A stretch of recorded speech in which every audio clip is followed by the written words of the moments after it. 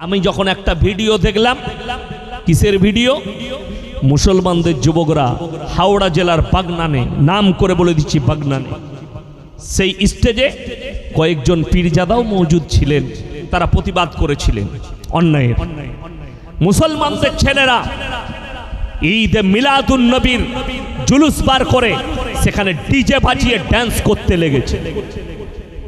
প্রকাশ্যে ভিডিও আপনারা দেখেছেন, ফাঁসছে। একজন পীরজাদা প্রতিবাদ করলো যে যদি তোমরা এরকম করবে আমাদের মতো হুজুর দিকে কেন দাওয়াত দিলে? আমি জানলে আসতাম না। তীব্র প্রতিবাদ করেছে, তাকে সাধুবাদ জানাই, আন্তরিক ভালোবাসা জানাই। বড় কষ্ট লাগে। আমি যখন হাওড়া জেলায় বললাম এই ধরনের জুলুসগুলো আজকে নয়, এই জুলুস বার করা হারাম, আমাকে প্রতিবাদ করেছে। কয়েকজন হুজুর ফোন করে গাল দিয়েছে যে কোরআন হাদিস থেকে প্রমাণ দাও যে জুলুস বার করা যাবে না। আমি বললাম আমার কাছে দলিল নাই।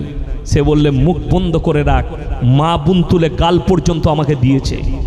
এরপর বলি, আজকে আপনারা এশার নামাজ রাত্রে পড়েছেন, অনেকে করাকাত পড়েছেন। ফরজ নামাজ করাকাত, এশার ফরজ নামাজ করাকাত 4 রাকাত। আমি যদি আজকে এই কুমির মারাই ফতোয়া দিয়ে যাই কাল থেকে 6 রাকাত পড়বি, আপনারা কি চাইবেন? আমার কাছে কি চাইবেন বলুন? দলিল চাইবেন না যে 6 রাকাত যে পড়বো, আপনি দলিল দেন কোরআন হাদিস থেকে যে 6 রাকাত পড়তে হবে। আমি যদি বলি পড়া যাবে না, এই দলিলটা বার করতে পারবে? পৃথিবীর কোনো মৌলবি পাবে? এই যে জায়গাটাই জলসা করছি, যদি বলি এটা আমার বাপের জায়গা, আমি যদি বলি এটা আমার বাপের জায়গা, তাইলে আপনারা অনুরোধ করে বলছি, আপনারা কি চাইবেন আমার কাছে? দলিল। আমি যদি বলি আমার বাপের নয়, ওই দলিলটা দেখা খুঁজে পাবেন, কিয়ামত পর্যন্ত খুঁজে পাবেন। কেন? আমি যখন দাবি করেছি এই জায়গাটা আমার, দলিল আমাকে দেখাতে হবে, শওকতের বেটাকে। তোমরা দলিল দেখাবে না। আর যদি বলি আমার বাপের লয়, ওই দলিলটা দেখা, তা আমাকে পাগলখানায় ভর্তি করবেন, আর ব্রেনটা হ্যাং হয়ে গেছে। কেন? জায়গার দাবি তুমি করেছো, দলিল তুমি দেখাবে। তো তুমি যখন বলছো এইভাবে ডিজে বাজিয়ে ড্যান্স করে জুলুস পালন করা যাবে, দলিলটা তুমি দিবে। তুমি বলেছো জায়গা আমার, তো দলিল তোমাকে দিতে হবে। এইভাবে ডিজে গান, হিন্দি গান শরীয়তে হারাম বলেই আমি হারাম বলেছি। আর চ্যালেঞ্জ দিয়ে বলে গেলাম, আমি মারা যেতে পারি, আমার এই ভাষাটা লাকিরের মতো ভাসবে। পৃথিবীর মানুষ, হে আমার যুবক, আমি মরে যাওয়ার পরেও তোমরা দেখতে পাবে এমন একটা যুগ আসতে চলেছে। আজকে যুবকরা ড্যান্স করেছে, কালকে ছেলে মেয়েরা একসাথে এই জুলুসে ড্যান্স করবে ঈদে মিলাদুন নবীর নাম করে। যদি বলেন প্রমাণ নেব, আমার বর্ধমান টাউন, কোথায় বললাম? বর্ধমান টাউন নাম করে বলছি, রেকর্ডিং হচ্ছে।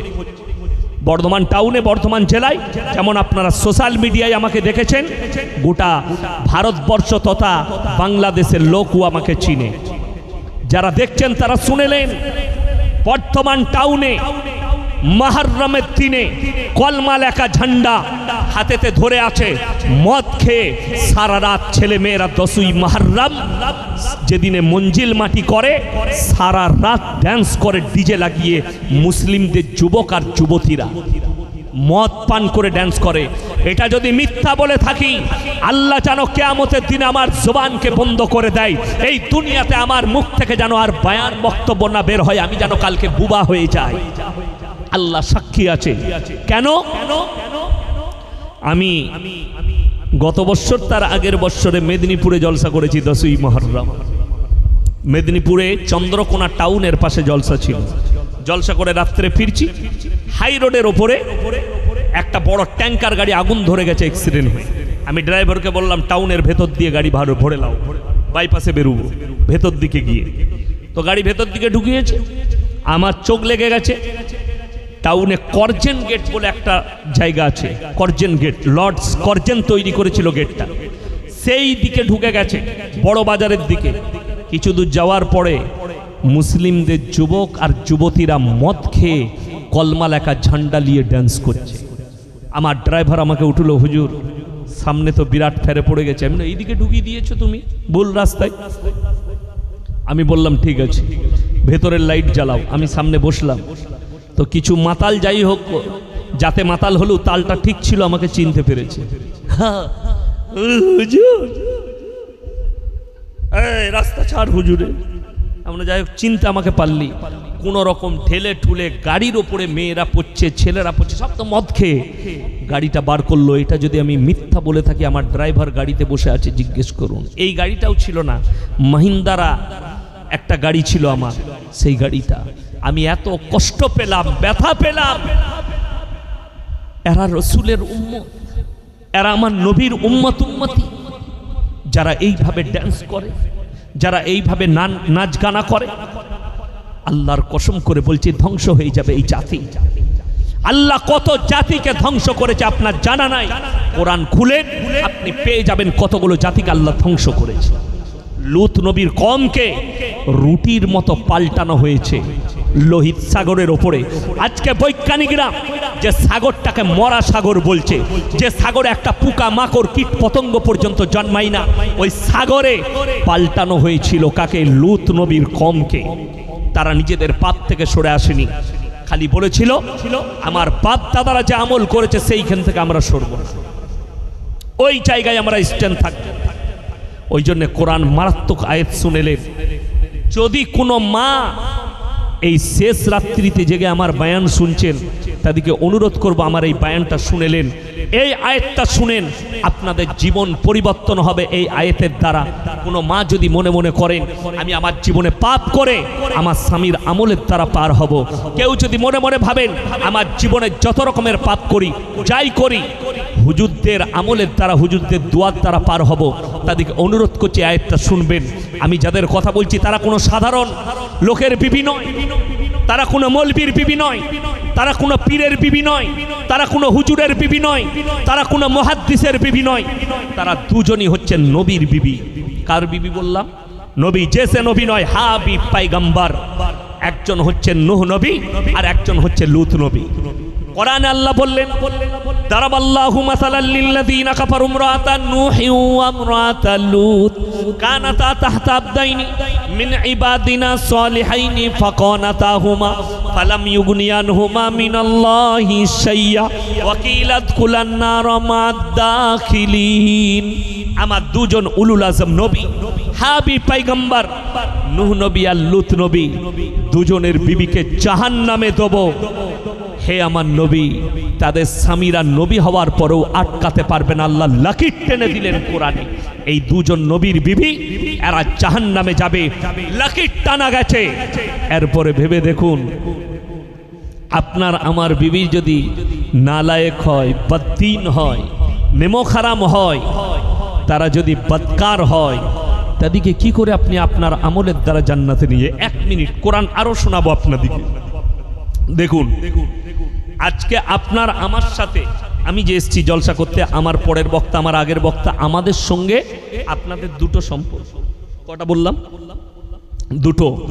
1 নম্বর হচ্ছে বক্তা এবং শ্রোতা, ঠিক কিনা? আমি বক্তা, আপনারা শ্রোতা। 2 নম্বর সম্পর্কটা কিন্তু নবীজি সাল্লাল্লাহু আলাইহি সাল্লামের হাদিসের সম্পর্ক। কি? এক মুমিন আর এক মুমিনের ভাই ভাই, জোরে বলুন সুবহানাল্লাহ। এই সম্পর্ক। কিন্তু বিশ্বাস করুন, আপনাদের সাথে আমার রক্তের সম্পর্ক আছে কি? নাই। রক্তের বাপ আর বেটার সম্পর্ক কিসের? রক্তের। মা আর বিটির সম্পর্ক কিসের? রক্তের। স্বামী আর স্ত্রীর সম্পর্ক হচ্ছে গেহরা অন্তরঙ্গ সম্পর্ক। বন্ধু আর বন্ধুর সম্পর্ক হচ্ছে ওয়াদার সম্পর্ক। তোমার জন্য আমি জান দিতে রাজি আছি, আর এক বন্ধু বললে তোর জন্যও আমি জান দেবো, আমাদের বন্ধুত্ব অটল থাকবে। কোরআন খুলুন, যাদের কথা বললাম এই রক্ত সম্পর্কের মানুষ কে কার কতটা উপকার করবে কিয়ামতের দিনে, কোরআন খুলুন, বুঝতে পারবেন। ইয়াউমা ইয়াফিরুল মারউ মিন আখি ওয়া উম্মিহি ওয়া আবি ওয়া সাহিবাতিহি ওয়া বানি লিকুল্লি ইমরিম মিনহুম ইয়াউমাইদিন শানুন ইউগনি। হে আমার বিশ্বনবী, পৃথিবীর মানুষকে বলো, পৃথিবীর মানুষকে শুনিয়ে দাও, কিয়ামতের ময়দানটা এত ডেঞ্জার হবে। স্বামী স্ত্রীর কাছে ছুটে যাবে, স্ত্রী বলবে দুনিয়াতে আমার কোনো স্বামী ছিল না, স্বামী বলবে স্ত্রী ছিল না, বাপ বলবে বেটা ছিল না, বেটা বলবে বাপ ছিল না, মা বলবে বিটি ছিল না, বিটি বলবে মা ছিল না, বন্ধু বলবে বন্ধু ছিল না। কেউ কারুর জন্য যাররা পরিমাণ বোঝা বহন করবে না।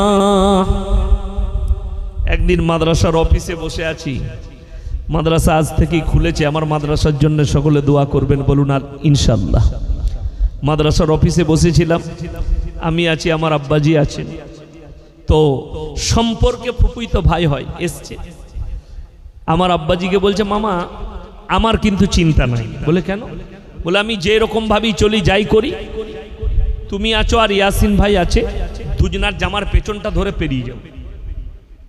কি বুঝলেন? আমি উত্তর দিলাম, আপনি জানো হাদিসে কি আছে? নবীজি সাল্লাল্লাহু আলাইহি সাল্লাম বললেন, হে আমার সাহাবীরা, কিয়ামতের ময়দানটা এত ডেঞ্জার হবে, নারী পুরুষ উভয়ে উলঙ্গ অবস্থায় থাকবে। আমরা ধরবি কোন জায়গাটা?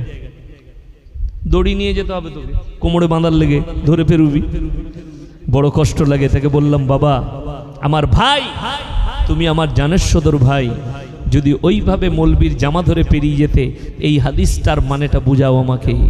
নারী পুরুষ উভয়ে উলঙ্গ অবস্থায় থাকবে। মা আয়েশা সিদ্দিকা রাদিয়াল্লাহু তাআলা আনহা কাঁদলেন, ইয়া রাসূলুল্লাহ, ইয়া হাবিবাল্লাহ, কিয়ামতের দিনে নারীদের ইজ্জতের কি হবে? নবীজি চোখের পানি ফেলালেন, দাড়ি মুবারক নবীজির ভিজে গেছে, আর বললেন, হে আমার সাহাবীরা, কিয়ামতের ময়দানটা এত ডেঞ্জার হবে, কেউ কারুর দিকে একটা সেকেন্ড, একটা মুহূর্ত তাকাবার সময় পাবে না। একটা মুহূর্ত বন্ধু বলবে, দুনিয়াতে আমার কোনো বন্ধু ছিল না। অপর জায়গায় 16 পারা সূরা মারইয়ামের শেষ পৃষ্ঠা, আতিহিম ইয়াউমাল কিয়ামতি ফারদা, কিয়ামতের দিনে হে নবী বলে দাও, এমন একটা দিন, সেই দিনে সবাই তোমরা আল্লাহর কাছে একা একা হাজির হবে, সঙ্গে কেউ থাকবে না। একা একা কেউ থাকবে না তোমাদের সঙ্গে, নিজের নিজের আমল নিয়ে হাজির হবে। মান আমিরা সালিহান ফালিনাফসি ওয়া মান আসা ফাআলাইহা, যারা ভালো কাজ করবে তাদের জন্য ভালো হবে, যারা মঙ্গল করে অমঙ্গল কাজ করবে বা দিনই করবে তাদের জন্য তাদের খারাপই লেখাই আছে তাদের কপালে। সে যেই হোক আল্লাহর কাছে পাকড়াও হবে। এত সহজ নয়। শুধু তাই নয়, আগে চলুন, আপনি বুঝতে পারবেন কিয়ামতের ময়দানে। আজকে আপনি আমাকে দোয়ার জন্য বলছেন, আমি দোয়া করব।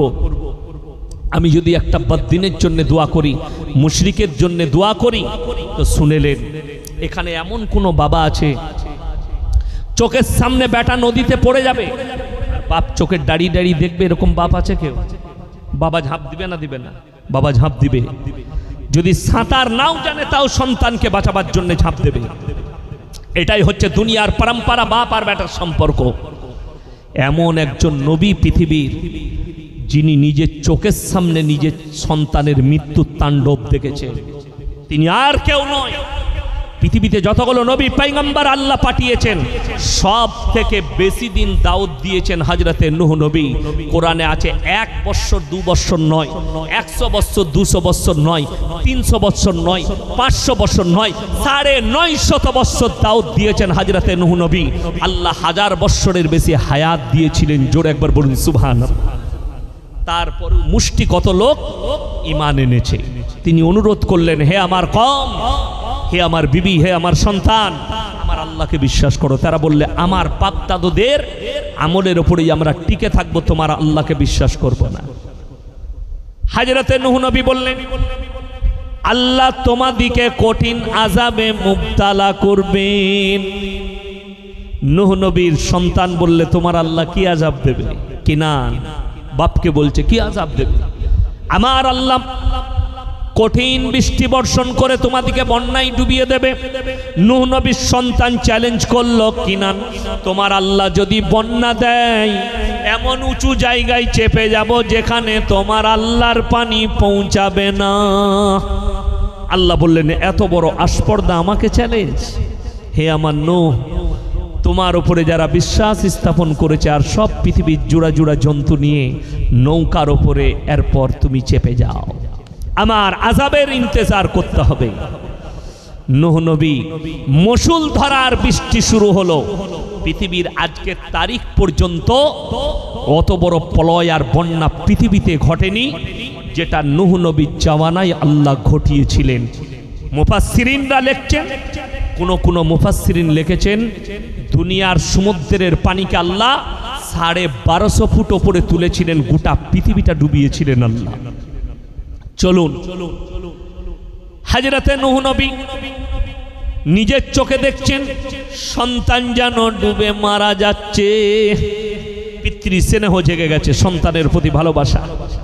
আল্লাহর কাছে হাত তুলে বসলেন, ওগো আল্লাহ, লা আসিবাল ইয়াউমা মিন আমরিল্লাহ, ওগো আল্লাহ, এ আমার ওরস জাত পুত্র, তুমি একে হিফাজত করো, রক্ষা করো। আল্লাহ বললেন লামিনাল খাসিরিন। আল্লাহ নূহ নবীকে ধমক দিলেন, লামিনাল খাসিরিন, তুমি হাত নামাও, যে আমাকে মানেনি, আমার নবীকে মানেনি, আমার দ্বীনকে মানেনি, তার জন্য তুমি আমার কাছে আবেদন নিবেদন করতে পাবে না, তা না হলে তোমাকেও ক্ষতিগ্রস্তদের মধ্যে ফেলে দেবো। নূহ নবীর হাত নেমে গেছে, আর দোয়া করতে পাইনি সন্তানের জন্য, যেহেতু আল্লাহকে অস্বীকারী, নবীকে অস্বীকারী, দোয়া তুমি তার জন্য করতে পাবে না। আমার মুসলমান ভাই, আপনি যদি নিজের জীবনটা পাপের মধ্যে অতিবাহিত করেন, বা দিনের মধ্যে, কুফরির মধ্যে, শিরকের মধ্যে মুশরিকি হয়ে, তাহলে আপনার জন্য দোয়া করার লাইন আমাদের কাছে থাকবে না। আপনি বলুন, কোন হুজুরকে একটা দেখেছেন যে দোয়া করেছে স্টেজে? আল্লাহ মদ খেয়ে মরে গেছেন, গাঁজা খেয়ে মরে গেছে, আল্লাহ সারা জীবন মদের ভাটিতে মদ খেয়ে মরে গেছে, আমাকে যখন টাকা দিয়ে নিয়ে এসছে, আমি দোয়া করছি, আল্লাহ আমার দোয়াকে কবুল করে তাদেরকে জান্নাতুল ফিরদৌস দান করো। এরকম দোয়া শুনেছেন কুরু হুজুরের? আমাকে যদি বলেন 1 লাখ টাকা দেবো, আমি এই দোয়া করব না। আমরা কি দোয়া করি? আল্লাহ মুমিনিন মুমিনাত, মুসলিমিন মুসলিমাত। মাধ্যমিকের পরীক্ষা হয়েছে না হয়নি? মাধ্যমিক হয়েছে, উচ্চ মাধ্যমিক রেজাল্ট মনে হয় এখনো বের হয়নি, না বের হয়নি। আচ্ছা আপনি বলুন, কোনো ছেলে যদি পরীক্ষা দেয় নাই একটাও, স্কুলে গিয়ে বললে স্যার আমার রেজাল্টটা দেখি, কত নম্বর পেয়েছি, আচ্ছা তাকে কত নম্বর দিবে? ঝাঁটা করে মারবে না মারবে না? মারবে। তো আপনি যদি কবরে গিয়ে বলেন, আপনাকে যদি বলে যে কি কি নিয়ে এসছিস দেখি, নামাজ, বলে ওটা পড়তে পারিনি, রোজা, ওটা খালি রাখতে পারিনি, কি আছে? বলে আল্লাহ শবে বরাতের রাতে সারা রাত নামাজ পড়েছি, আর কি আছে? 27-এর রাতে ফাটিয়ে দিয়েছি, আর কি আছে? বলে আর কিছু না। সে ঝাঁটা খাবে না খাবে না? সে ঝাঁটা খাবে। তোমার কিছুই নাই, তুমি বলছো আমি জান্নাতে যাব। তুমি সেই মূর্খর মতো যে স্কুলে পরীক্ষা না দিয়ে সার্টিফিকেট আনতে গেছে, নম্বর আনতে গেছে, তোমার দুনিয়াতে একটা আমলও নাই, আর তুমি চাইছো তোমার নম্বর আর থাকবে না। আমার ভাই, এই দুনিয়ার সম্পর্কে আল্লাহ কোরআনে বলেছে, ওমাল হায়াতুদ দুনিয়া ইল্লা মাতাউল গুরুর, এই দুনিয়াটা তোমাদের জন্য সম্পূর্ণ ধোঁকা। আপনি ধোঁকায় পড়ে আছেন। ধোঁকাটা কাটবে কখন? যখনই দুনিয়া থেকে আপনার চোখটা বন্ধ হবে, ধোঁকাটা কেটে যাবে। এখন আপনি ধোঁকায় আছেন, দুনিয়ার মশগুলে রং লীলায় মেতে আছে। হে আমার যুবকরা, তোমার যৌবন আছে, এখন তুমি বলছো যে আমার শক্তি আছে। আল্লাহর কসম, তোমার মতনই শক্তি ছিল তোমার দাদার, তোমার বাপের। আমার আব্বাজি বর্ধমানে এতেকাফ নিয়েছিলেন একটা মসজিদে, ঘোড়া শহীদ মসজিদ। হাজি আক্তার সাহেব, নাইয়ার সাহেব খুব ভালোবাসেন, সেখানে এতেকাফ নিয়েছিলেন। তো আমি চাঁদ উঠার পরে ঈদের আগের দিনে চাঁদ রাতে আমি মগরবের নামাজ পড়ে আব্বাজিকে আনতে গেলাম গাড়ি করে, বর্ধমান টাউন থেকে, বাড়ি থেকে টাউনে এলাম। তো গাড়িতে যাওয়ার সময় বলছে, জানো আমার শরীরটা ঠিকই আছে, কিন্তু একটু দুর্বল লাগছে, আমি খুব দুর্বল। বয়স কত? 80 বছর। আমি একটু দুর্বল অনুভব করছি। আমি বললাম, একটু বাচ্চা মুরগির ঝোল, মাগুর মাছের ঝোল খেলে আপনার শরীরটা আবার ঠিক হয়ে যাবে, রক্তর কমি হয়েছে। আমি খালি মনে মনে সামনে বসে ভাবলাম, আর আমার চোখে পানি এসছে। আজকে যেটা আমার আব্বাজির হালত দেখছি, দুর্বলতা, কালকে এই জায়গাটা আমারও একদিন আসবে, এই পজিশনটায় আমি পাবো। আজকে আমার রক্ত গরম আছে, আমি 2 ঘন্টা বলে দিচ্ছি, গলার ফোকাসে বলে যাচ্ছি, আর নিজেকে পাওয়ারফুল মনে করছি। কালকে ইয়াসিনকে ওই জায়গাটা দেখতে হবে। হ্যাঁ আমার যুবক, যারা যৌবনের চর্চা করো, যারা যৌবনের গর্ব করো, যারা শক্তির প্রদর্শন করো, তাদেরকে বলছি তোমরাও চিন্তা করো, তোমার বাপ যেমন দুর্বল হয়ে গেছে, তুমিও একদিন দুর্বল বলে পরিচিত হবে দুনিয়ার বুকে। তোমার বাপ যেমন মারা গিয়ে মিটে গেল, তুমিও একদিন মারা গিয়ে কবরে যাওয়ার পরে মিটে যাবে। ওই যদি জায়গাটা মনে মনে ভাবেন রাতের বেলায় শুয়ে, আজকে আমি যুবক আছি, কালকে মারা যাব বৃদ্ধ হয়ে, তুমি আর নামাজ ছাড়বে না জীবনে। তোমার মতো কত সাহাবী বলবান, জানেন জলিলুল কদর সাহাবী হযরতে উমরে ফারুক রাদিয়াল্লাহু তাআলা। ওই জন্য হাদিসে আছে যৌবনকালের ইবাদত বৃদ্ধকালের ইবাদতের থেকে অনেক দামি। হে যুবক, নামাজ জীবনে কেউ ছাড়বে না। সকলে জোরে বলুন ইনশাআল্লাহ। আমাদের সমাজের কিছু লোক আছে ঠিক বাজারে দাঁড়িয়ে মেসওয়াক করছে, দাঁতন করছে। কত টাইম হলো বে, এগুলো 5 মিনিট বাকি আছে, বস গল্প করি। ঠিক আর 1 মিনিট বাকি থাকবে, না হলে 2 মিনিট তাড়াতাড়ি বসে গেল। তোমার কি করে তাকওয়া অর্জন হতে পারে? তাকওয়া বাড়ে ওই সময় ইফতারিতে মিনিমাম 10 থেকে 15 মিনিট আগে বসো। ইফতারির দস্তরখানের সামনে খাবার থাকবে আর আপনি ইন্তজার করবেন আল্লাহর হুকুমের। খাবার আছে, খেতে পাবেন না, খাবার সামনে রাখা আছে, খেতে পাবেন না। আর ওই যে ত্যাগ, ওই ত্যাগটা করাটাই হচ্ছে তাকওয়া। ওই সময় দোয়া আল্লাহ কবুল করে নেয়। আল্লাহুম্মা ইয়া ওয়াসিআল ফাজলি ইগফিরলি, আল্লাহুম্মা ইন্নাকা তুহিব্বুল আফওয়া ফা'ফু আন্নি ইয়া কারীম। সামনে রেখে দোয়া পড়ুন, দোয়া করুন। ইফতারির আগে যে দোয়াটা করা হয় আল্লাহ কারেন্টের মতো কবুল করে নেয়।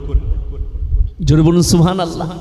আপনি দোয়া করুন 10 মিনিট আগে বসে, 5 মিনিট আগে পরিবারকে নিয়ে, পরিবার বসে আছে, সবাই দোয়া পড়ো, দোয়া করো, দোয়া করো, আল্লাহর কাছে চাও। এটা চাওয়ার সময়। আপনি ভেবে দেখুন, অনেকজন বিশ্বাস করে না।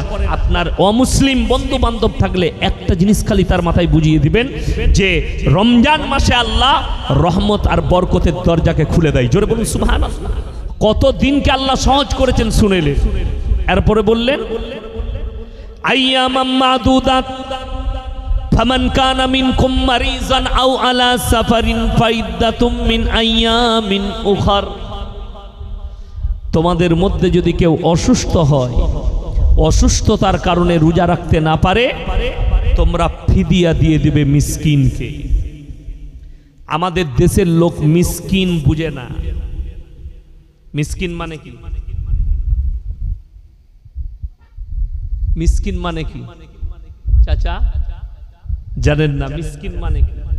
মিসকিন মানে নিঃস্ব, যার কিছুই নাই, যার একটা ঘর বাড়ি পর্যন্ত নাই। মিসকিন মানে নিঃস্ব, যার কিছুই নেই।